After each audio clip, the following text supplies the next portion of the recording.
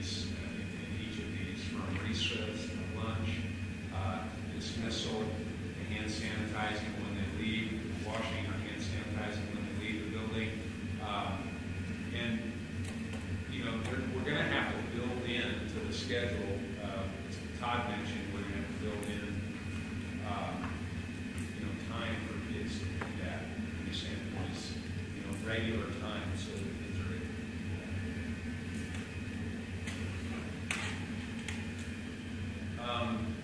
Face-to-face learning model procedures for sending 6 students to the office. In your the very last page of your other documents there, our nurses put this together. This flow chart that teachers, you know, I'm not going to walk through each box tonight, but it's a flow chart that our nurses because we had a lot of questions about from a teacher standpoint, what do I do with the kid? And so start here, and they'll work their way through, and then the nurses will go over this with the staff members and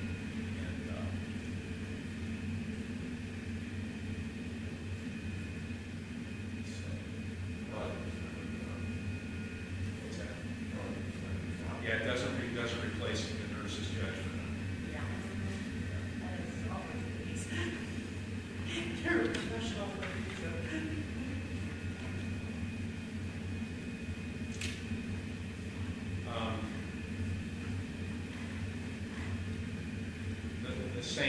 That same flow chart, it flows down through sending a sick student home. If you get to the bottom of the chart there, then you know this is how we're making the decision to send the student.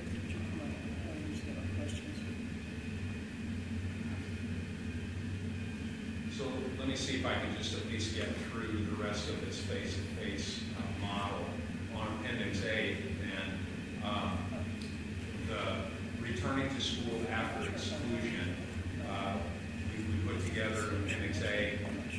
This is straight from the Iowa Department of Public Health. We got an update on this last Wednesday. So we have our symptoms in this document, our definition of close contact, which is within 6 feet for 15 or more minutes. And then once a student or employee is excluded from the school environment, they can return if they satisfy these recommendations from the CDC and the Iowa Department of Public Health. Currently, these are those guidelines. So you've got a person with symptoms of COVID, they should do this. A person with symptoms of COVID who tests negative and has not been in close contact with another person who should do this. Person with symptoms of COVID who tests negative and who are in close contact, and it just goes right now. My only question in that scenario is in one of those cases, if you didn't have symptoms and you had tests, what if you tested positive for strep and you're done with your fever? Does this positive strep test negate having to have a negative COVID test to come back to school? Well, I'll answer that based on the conversation with the nurses. What the nurses would want is the doctor's note that the student is okay to come to return to school.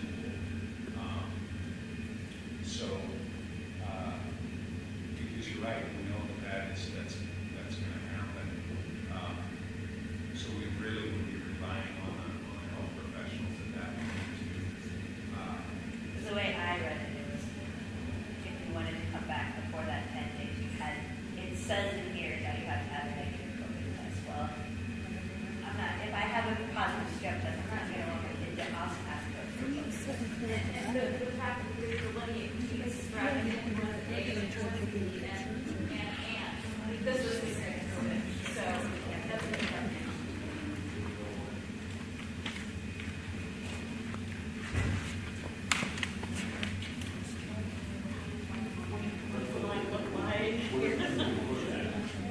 kind of a dash. They kind of mirrors to the left and a little bit to the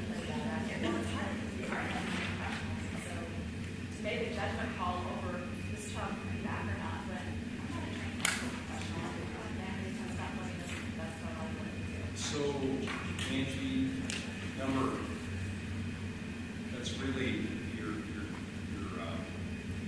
You're going to decide about this policy, or we need to give alternate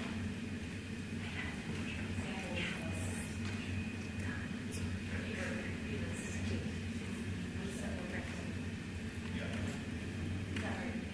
Yeah, this is anyway, it's changed from the one that we sent last week.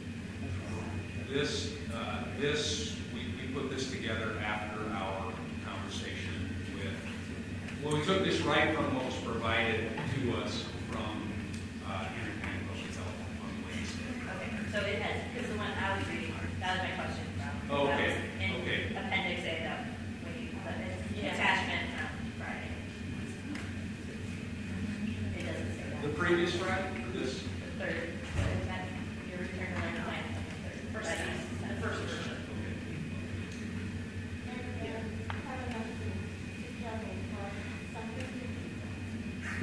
Consider, my grandson, he's a teacher in another state. I have someone on cross-country team, he's not going back to cross-country until his brother has formed the brother was exposed to someone.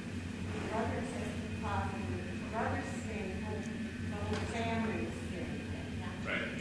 Which is part of this. Part of this. Yep. Yep. On number two, though, do we need to say that the fever is gone without the use of medication? Because Yeah, there is a place for say, I've seen it a couple, I just, making sure that's really emphasized that. Fever is out. It's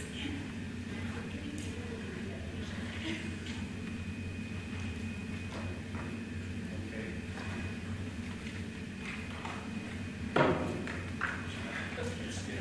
It's six. Just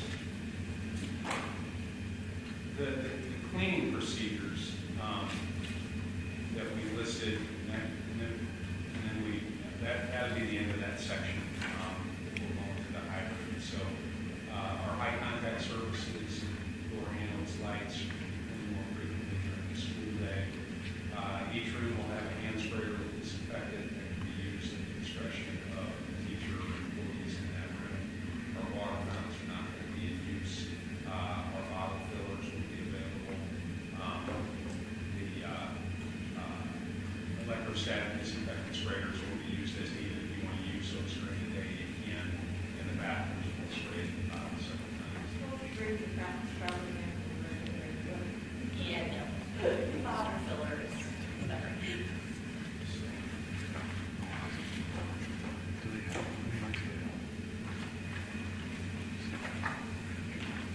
So I got some notes to go from there, which is helpful, and we'll, And John, I would say it's okay to suggest what you think might be appropriate ranges on those classifications.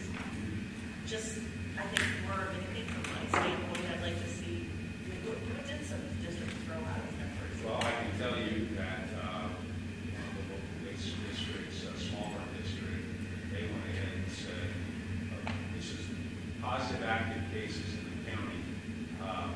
They said 0 to 5%. It was none to minimal. Now, that was in conversation with their county director of public health. So it was 0 to 5, 5 to 7, and that had to do with PPD, 5 to 7, and then 7 to 10, and 10 or more. 10 or more was 2 to remote learning. Okay. I was just kind of curious what other people were even thinking. And I think it would also be wise to keep in mind those populations that are isolated, like the prison and the care centers, they're not quite the same as the big spread.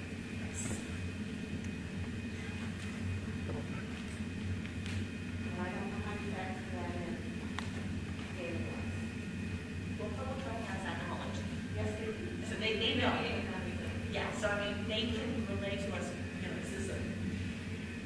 sudden increase that we should be concerned with, or are we not going to run a contract with that? But if the children with our percents don't allow to be spread, I think you have to spread.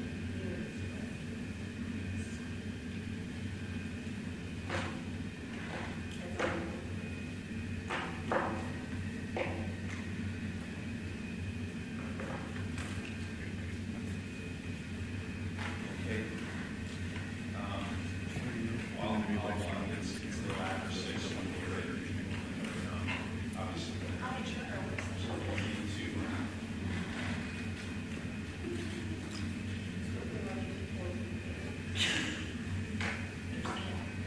Does anybody need a quick break before lunch? Okay, just making sure.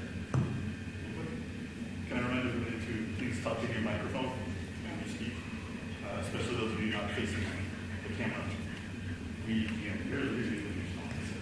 Your microphone, please. Okay? Can you hear with the mask on or should I take the mask off? Can you talk in the microphone? Oh, with the mask on. How's that? Thank you.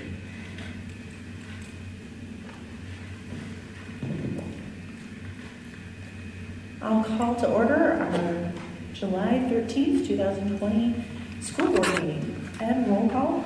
Sandersfeld. Here. Wiley. Here. Andrew. Amos. Kroll. Here. William. Here. Maher. Here. John, is there any changes to the agenda? no changes to the agenda. I'll entertain a motion to approve the agenda. So moved. Second?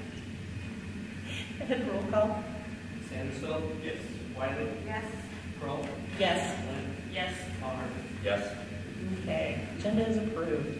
So first up is our ability to honor our retirees Right, tonight. so we had some retirees this year, and we would like to honor them. I appreciate you guys coming out under all of the circumstances that you have, and thank you so much for being here. So I'd like to first one here, Mr. LeBlanc. So you come in here, so there he is, Don. I want to say, Don, thank you for everything that you've done. It's been a pleasure to work with you for the 4 years that I have been here. Yeah, that's not what I usually say, Don. But thank you, Don, for 10 years of service to Mount Pleasant Community School District. I appreciate you a lot, Don. Thank you very, very much. Yeah. No, it's Thank you very much. Thanks.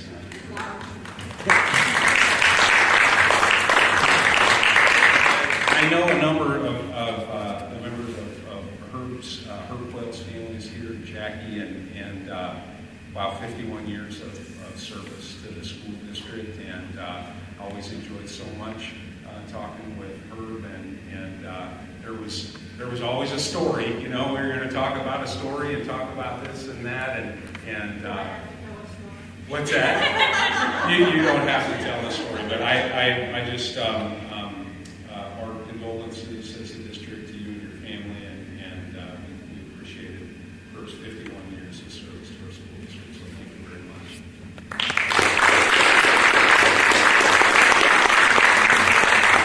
Please do, yeah. Introduce your family. This is our daughter, Kathy.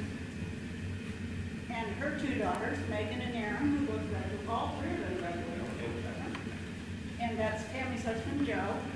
He's from Missouri. And then back in the flat shirt, that's our Bobby. Very good. Wow. Well, thank you guys for being here, and again, our deepest sympathies to you and your family.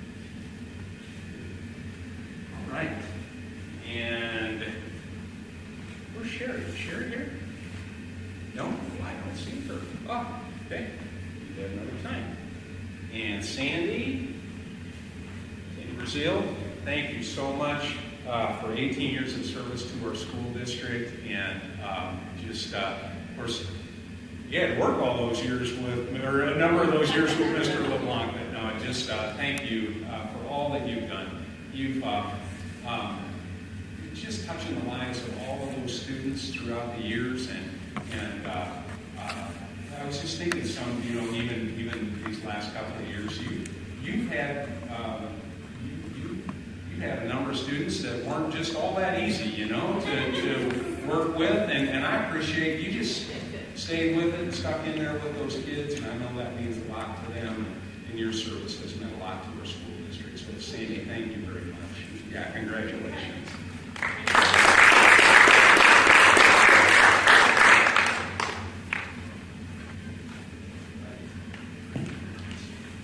Well, the board wants to take the time to recognize our retirees. So again, congratulations on retirement, and we really appreciate your service.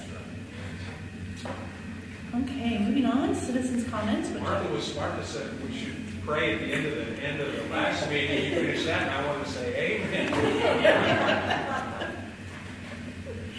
Okay, moving on to approval of our minutes, claims, and financial reports. Ed or John, is there things you would like I to just say? had a few things in the report that if you look down through it that might have stood out to you. There were a number. Oh, I'm sorry about that. In the financial reports, there were a number of second semester open enrollment bills that we paid. And so those may have caught your attention as they're a little bit larger. We're paying for that second semester open enrollment.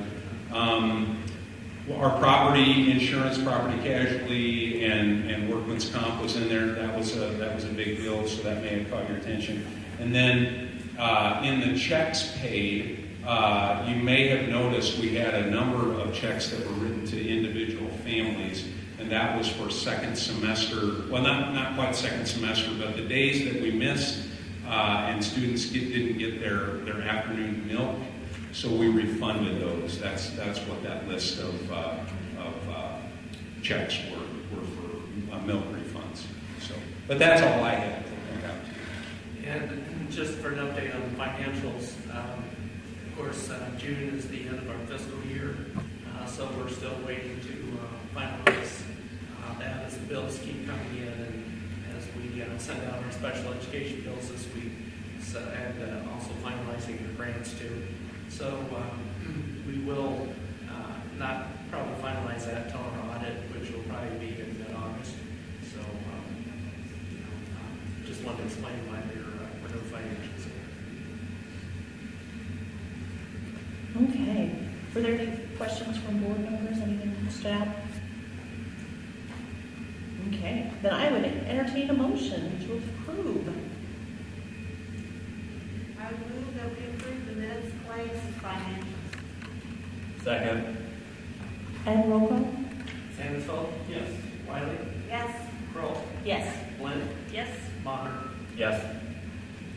Up first, under reports, is going to be Instructional Services.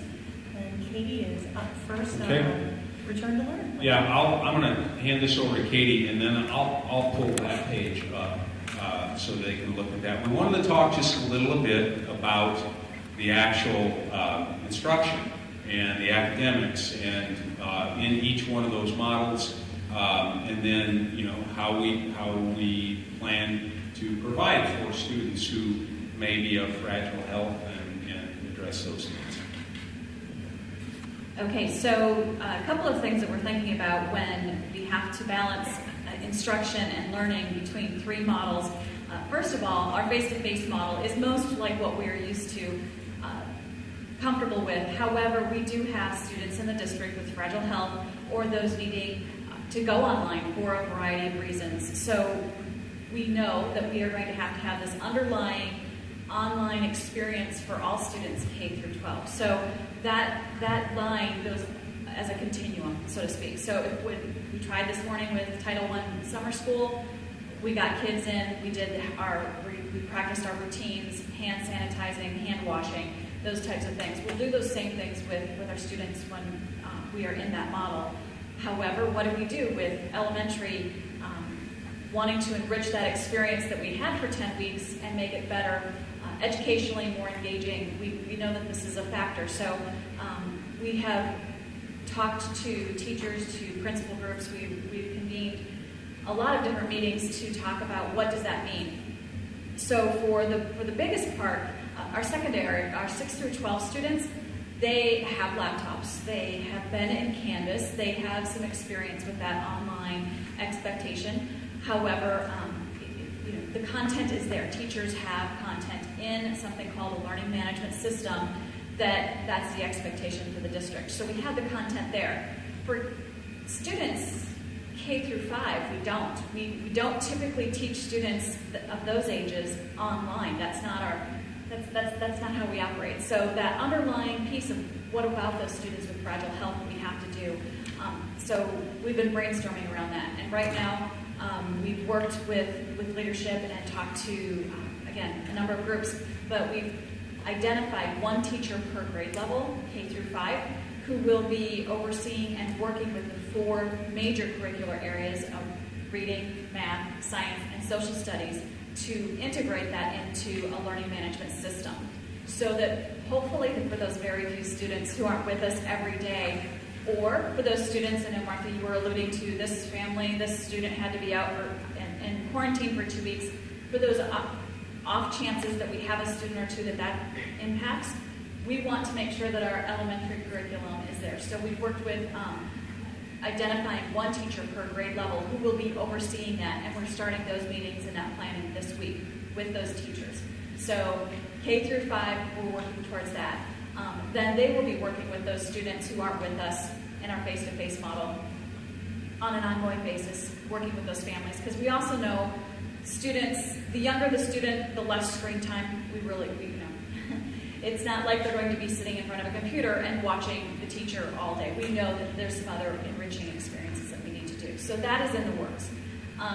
Right now we're starting with one teacher because that's what makes sense for consistency. That is the easiest way to be flexible, rather than if we were dealing with all 45 elementary teachers and trying to navigate the learning, the planning, the assessment, the communication. It just gets messy really fast. So we're starting with one teacher and going to, again, as Mr. Henriksen has alluded to, really pay attention to the data on what we need. If the grade spikes and we have to have more students online, then we'll problem solve through that and see what we need to do. The other thing that affords us to do is if we do, heaven forbid, go to an all online model because we had substantial community spread, we would then have content ready to go that would be a continuation of what they're doing in the classroom. So that's an important piece and in the works. So while we might be in that face-to-face, we're going to be focusing on good hygiene. We're going to be focusing on getting to know the kids again, especially the first part of the school year, listening to them, building those relationships, and jumping then into our aligned Common Core curriculum. The hybrid model, we haven't gotten to all of those details yet with Mr. Henriksen's review of the plan, but our pre-K through 6th grade would have our regular curriculum and followed in a face-to-face format every day.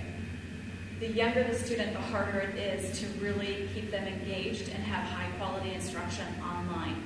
And Mr. Henriksen has good data that shows that some of our families don't have the capability of online, so that's even another cause for concern.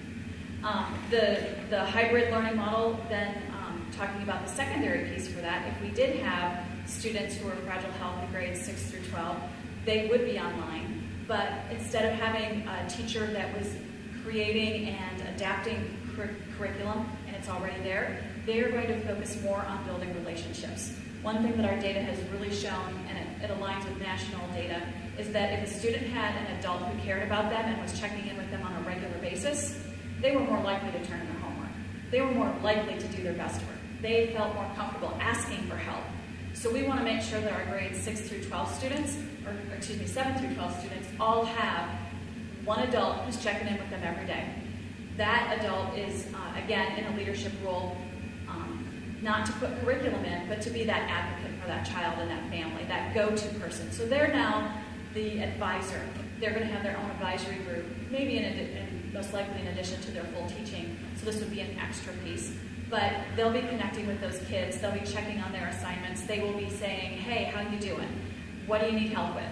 I care about you. We talked today about doing an individual survey with the student for likes and dislikes, just like they would do in a classroom setting. So that piece will be there, again, in the circumstances that would need be, but that will start from day one.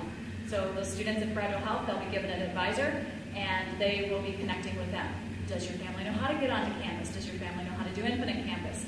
So again, and all of those positions for grades 7 through 12 have been filled, one per grade level at this point in time, because we don't know necessarily every single student who might be in the category of Fragile Health to serve. So we're starting small and hopefully doing it well as we go, also allowing us some flexibility and adaptability. So that hybrid would then also, we would have some good models of, if we go then to hybrid or to remote learning, of what we need to do to stay connected to kids, because our data will show that most students felt like they had an adult, but they might not necessarily have had peers. So about 65% of the students, or the families of students thought, was it 65%? Thought that they had a connection to an adult. Well, we want that to be closer to 100%, just to keep that engagement involved. It makes sense. We want kids to be a part of this community, and when they do come back into the building, to not feel lost in like this is a strange place, because it could be a full year before they're back in a building, depending on their health and their circumstances. If we were done on March 13th, it might be March 13th before they come back, unfortunately, but we want them to be a part of the Mount Pleasant family. So we face-to-face, hybrid, or remote learning, we're talking about a grade band leadership role to either at the elementary level work through content and be that advocate with those students, or at the secondary level to really be a social emotional learning advisor, technology person, go-to point of contact. And these are existing teachers? Yes. Correct? Yes. And they're going to be expected to do this on top of what they're already doing? It'll be a memorandum of understanding with an extra contract. Not a full teaching contract, but like a coaching contract. But we really think they will have the time to do that. That's why we're starting most of it over the summer, is to get it in place and structurally in place to align with their classroom the best we can. We'll try it. If this model isn't feasible, then we will adapt.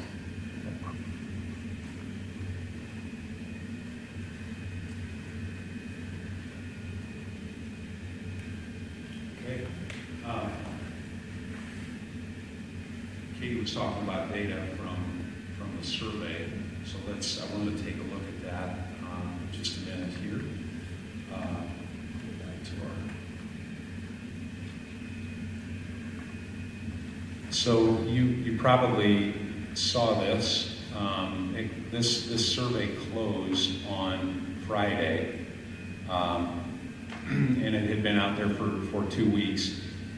We had just short of 500 responses to this District Family, Parent, and Guardians Return to Learn survey. So some of the specific things that we wanted to know what building the respondents were coming from, so that we could, and you can break down this, if you go to the spreadsheet, you can obviously break down this data by building. So my principals would be able to say, hey, here's the Harlan data, here's the middle school data. So you can see we had pretty good response, good response from the high school and all the way down there. So this next question here on technology, this one stayed about the same as when we put our initial survey out based on your experiencing during the closure. Do your students have access to high-speed internet that supports video streaming? And that would be about the same, about 80 to 85% of the respondents said yes, that they do have access. The next question was based on your experience during the closure, do your students have access to cell phone data plans that allow for high-speed internet? And again, that data stayed about the same as when we first asked that question back in probably late March is when we first put that out. But we asked them again because we wanted to know about their experience. Because when you filled that out in late March and said, yeah, we have that, well, based on the experience of the pandemic, well, do you have it, or you may have found out that you don't have it. So this data was a little bit more accurate based on what families had gone through. So student learning, what were the most significant challenges in supporting your students' online learning during our required school closure? So in your packet, anyway I tried this, I couldn't get this to quite print out so that it was showing everything. But that first one, that 227 at 50.1%, that was in responding to the question, and it was I work outside. I work outside of the home during the day. So that was the response there with 227. This next one with 83 was I work remotely at home during the day, was a response. The next one there with 150 respondents was I have limited time during the day to work with my children on schoolwork. 39 responses were I'm not comfortable with the technology. And then you can see here the next greatest response after the I work outside the home was I cannot motivate my students to engage in online learning was the response there. So again, I think it's important that we re-engage with our kids as soon as we can, face to face, based on some of those responses. Then you can see all of the different. And I would add to that, John, when I answered that, because that's the selection I had, it's because there was no consequence. So, my Right. child, It would be. That's a good point, Jennifer. We would be in required learning. right. Obviously. So obviously, if we have to do online now, it's a little bit different scenario. Right. And my child will know that it's a little different scenario. Right. That is true. Yes. This next question here: do you feel that communication from the school district was adequate during our required school closure? Sorry, I'm making that a little bit bigger for everybody. 65, almost 66% felt like it was. About between 19 and 20% said no, and then the 15% was not sure. The next question: did your students seem to feel connected to their classmates during the remote learning opportunity as a result of our required school closure? We asked that specifically because we were, again, like most, we didn't have one specific medium that we were using. Teachers were using different mediums to reach their students. So you can see that just short of 50% said no, they didn't feel connected to their classmates, which obviously would make sense. And then 16% said yes, sometimes. So again, just supporting the idea that we want to get our kids back just as soon as possible. Did your students seem to feel connected to at least one teacher or other adult during the required school closure? Again, that was between 54 and 55%. So.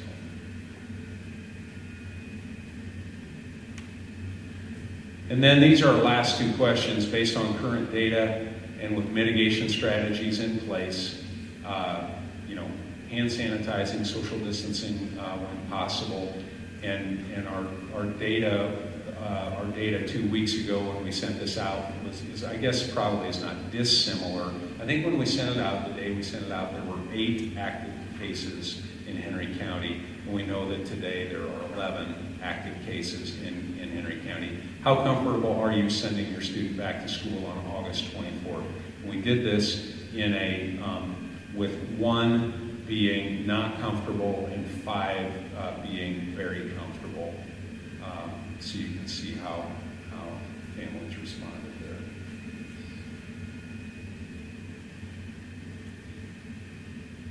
And then finally, the last question: based on current data and with mitigation strategies in place, frequent hand washing or hand sanitizing and social distancing when possible, how comfortable are you in allowing your student to participate in extracurricular activities? And very similar to the the previous draft.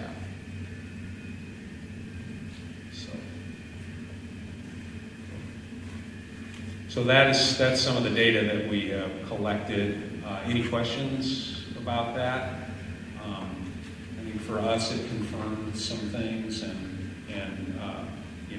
some areas that we know we're going to have to tag if we go back to remote learning and connectivity is an issue, and we're going to have to make provision for connectivity even if we go to remote learning.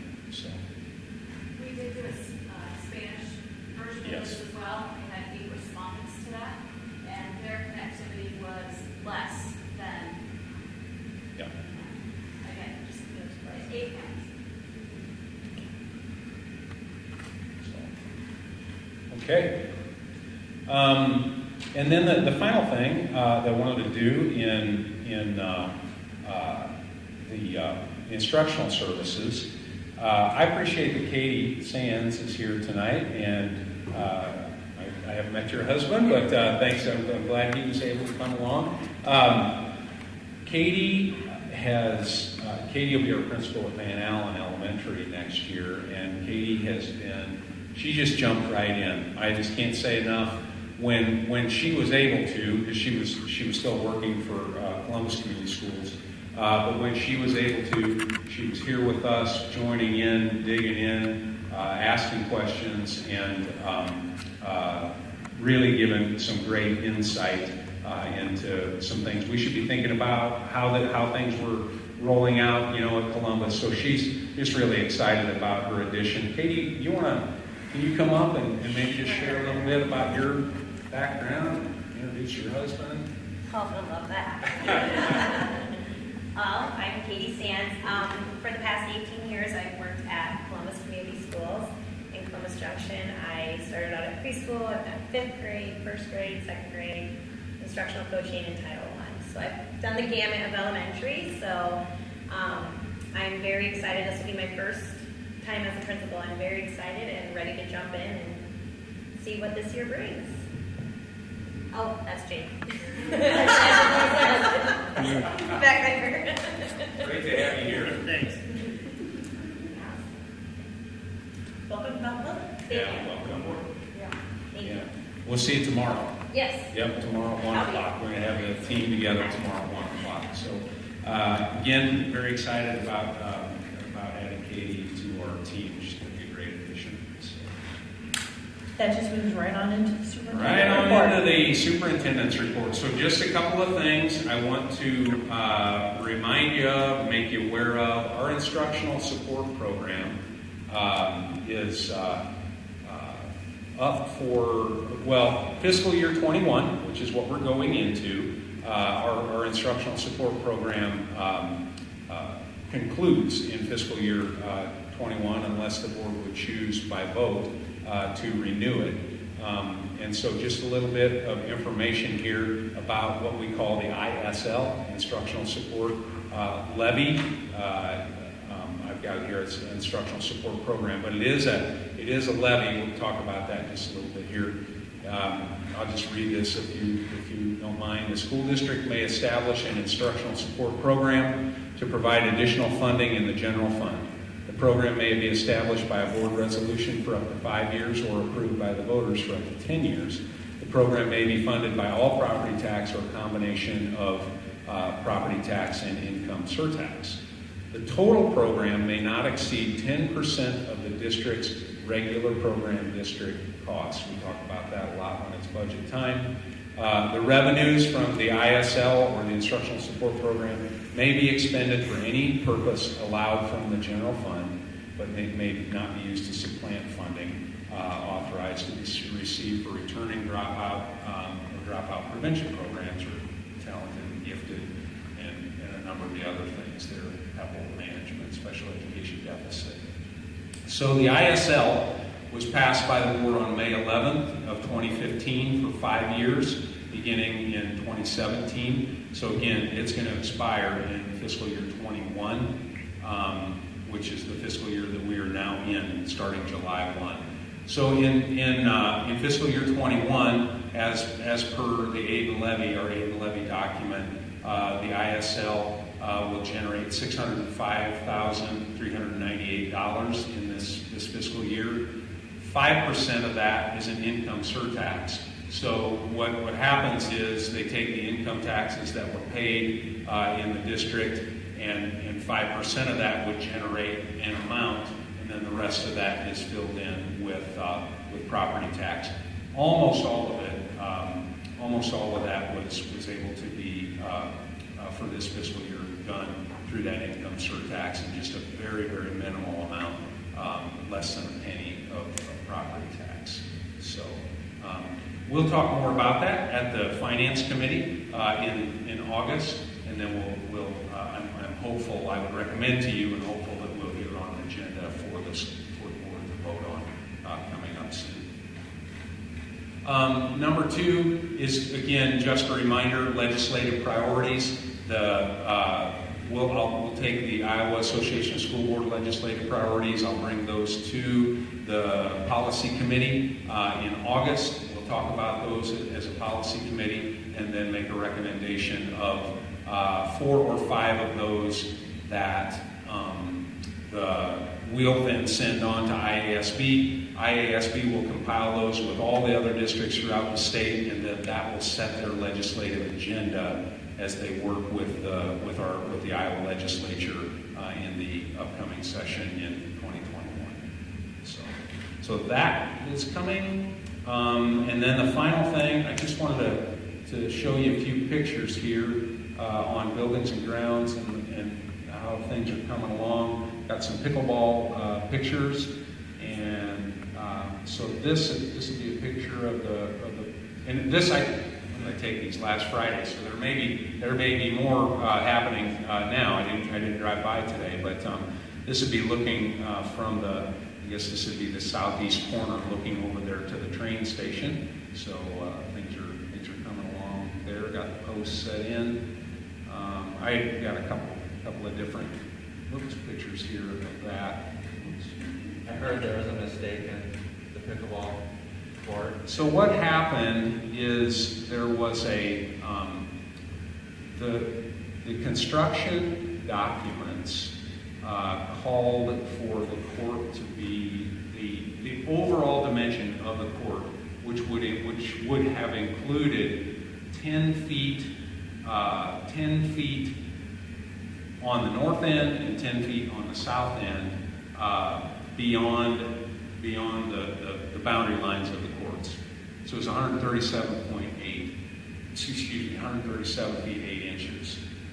Somewhere between the architect and the drawings and the construction, there was in the passing back and forth of plans, there was, whether it was an older plan, and that's the one that the construction company was going off of, and they didn't have the newer plan. However that happened, they were about 18 inches short from north to south.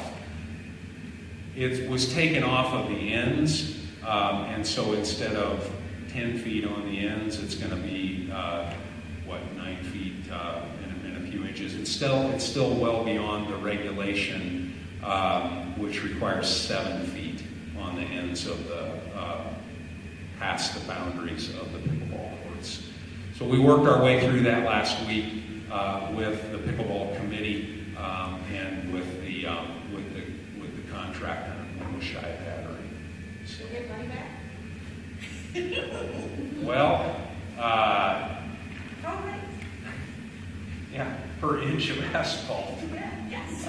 We haven't discussed that, but yeah. I don't know where the issue. It didn't lie with the school district. That was between the contractor and the architect. But yeah, pain and suffering. So let's see, just a couple more pictures here. That'll be looking back toward the school there.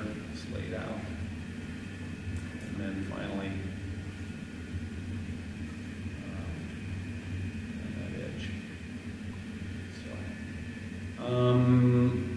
let's see. I've got the Salem Front Drive. If you're down in Salem, drive by. Yeah, it looks really nice. This would be looking, I guess from what southeast to northwest there. So, a couple of different views of the Salem Drive. It'll be very nice. That is such a huge change. Yeah. It's huge. You didn't know what was underneath the sidewalk right there.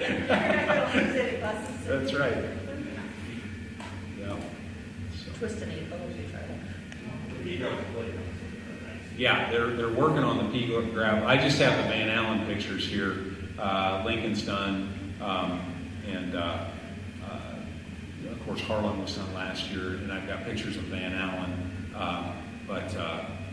And they're working on Salem this week. So got the new borders up there and full of gravel. Have the Is this one done? Because it's at a much higher level, which kids play on the inside. So the level of pea gravel is much higher than the level of wood chips. Is that correct? So we've taken away some access for them to play by having it that much higher. Well, are you talking as it relates to swings and such? No, that the dome. Oh, You can see like the last section is all heavy gravel now. okay. The gravel moves around the pond. Well, and there's so it's all going to come out into the grass. If we leave that much in it, it's all going to. Okay, I'll follow up with Mark, and we can take a walk around and. That's a heavily used piece. That dome there is heavily used during recess. So Yeah, so looking good on the pea gravel. There's the fabric goes down. They skim off all the old wood chips, and then the weed fabric goes down, and then the pea gravel after that. So just to make a note of that. Okay. patience might be good for recess for Protected on many levels. Okay. Anything else, John? That was it. Okay, well, we had no board committees since we didn't meet in July. Moving on then to other board communication. Does anybody have any communication they received or wish to share? Okay. Moving on then, we have our consent items, which is personnel and open enrollment, which are included in our packet.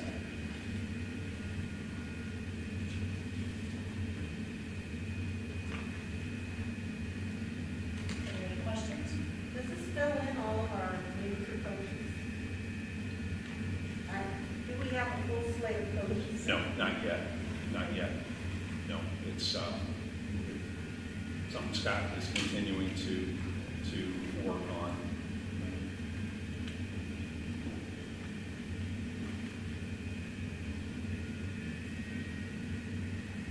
I would entertain a motion for approval. Second. Okay, roll call. Sanderson? Yes. Wiley? Yes. Kroll? Yes. Glenn? Yes. Maher? Yes. Okay, so personnel and open enrollment are approved.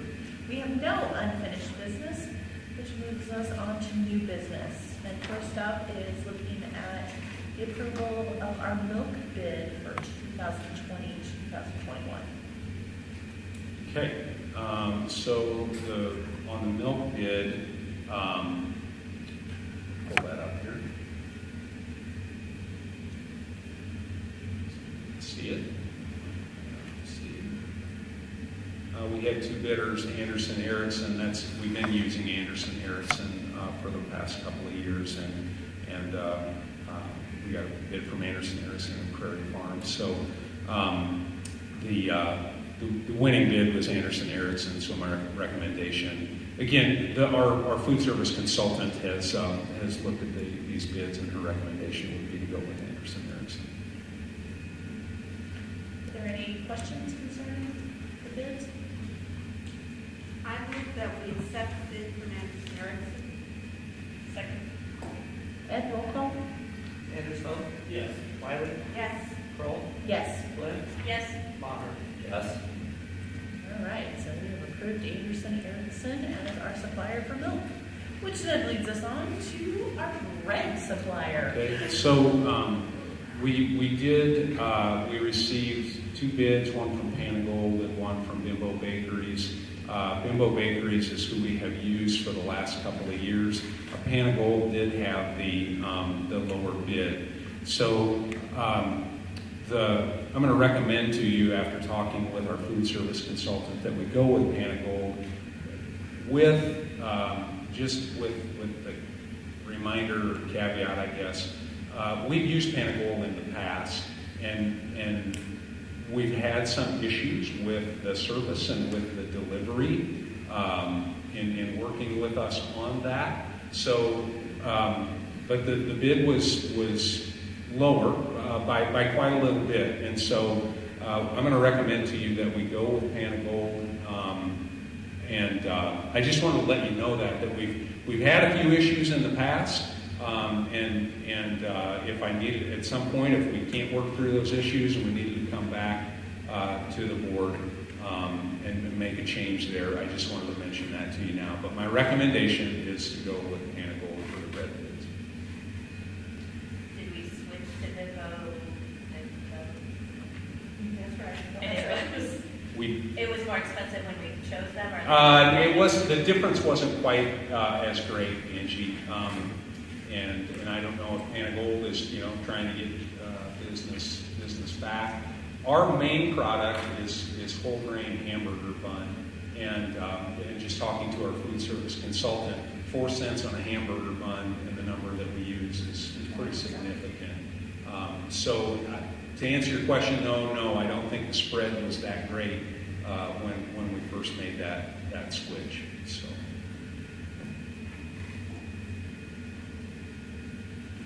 I would entertain a motion to approve. So moved. Ed, roll call? Anderson? Yes. Wiley? Yes. Kroll? Yes. Flynn? Yes. Maher? Yes. Okay, so we've approved Panagold as our bread supplier. Okay, up next is consideration of our calendar changes. Okay, so I think what I have done here is I made the mistake again of having an older agenda, as I have updated agendas. The agenda that was approved did not have the public hearing for the calendar on it. So I guess what I would recommend, Jennifer, is let's look at the calendar. We know we're going to have to get back together to continue talking about the Return to Learn plan.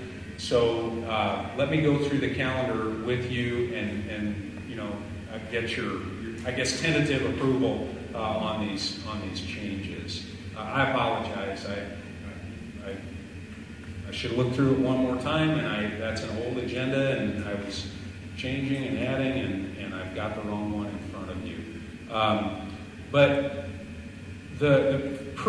really fairly simply, I guess I'll start down. We had on May 29th, in our regular calendar, we had a professional development day that was on that day, and we'd like to move that to the 17th of August. And what that does, by doing that, it gives us a full week of professional development time. The week of the 17th gives us 5 full days, and of course the teachers have a work day in there. But it really gives us a solid week to prepare, and to prepare for our instructional models, and prepare for hopefully being prepared for students on August 24th. So it's taking a professional development day from the end, moving it to the beginning of the year, so we get that solid week. And then the other change is we would have been out of school on September 3rd and 4th. Those were the 2 Old Thresher days, or days that we would normally have been out for Old Threshers. So I'm recommending that we would go to school on September 3rd and September 4th, and then we would just make that change then at the end of the calendar. If everything, if we didn't have any snow days, anything like that, our final day would be May 25th, and then a teacher work day on the 26th. And then we had that professional development day we've done that after the first, after the final student day, then we have a PD day, then we have a teacher work day. So we would move that PD day to the beginning of the year. There's no change in the total number of hours. The total number of hours for the year would be 1,109 and a half of instructional hours. That did not change from the previous calendar. So again, that would be my recommendation to you. I know that based on our agenda, I can't have you do that tonight. So we'll definitely get that figured out. But I do have thoughts on that because I know we do need to get questions on what you think about the changes. We're doing trial spring break here. Let's say it again, Josh. What did he say? What did he say? He didn't say. He didn't say anything. That dreaded topic. No. I guess I would just ask, is this something that you feel like the board could support when we do both? Okay. Yeah, yes. Any thoughts on graduation Saturdays in the future? Is that the regularly scheduled graduation, is that on state track weekend? That's a good question. I mean, I heard lots of positive feedback On a Saturday evening? if it was outside. That was really nice. It was very nice. Well, we'll do some checking, and then when we bring this calendar back to be voted on, because that really doesn't change anything contractually as far as the calendar is concerned. So, okay. And thank you to Todd for our reserve seating. Enjoyed our prime seats. I didn't know everybody was there. We were.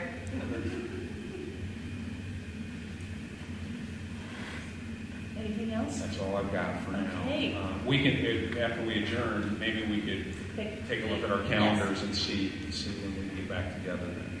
And I would adjourn our board meeting. Thanks, everybody. So, that's everybody's leaving.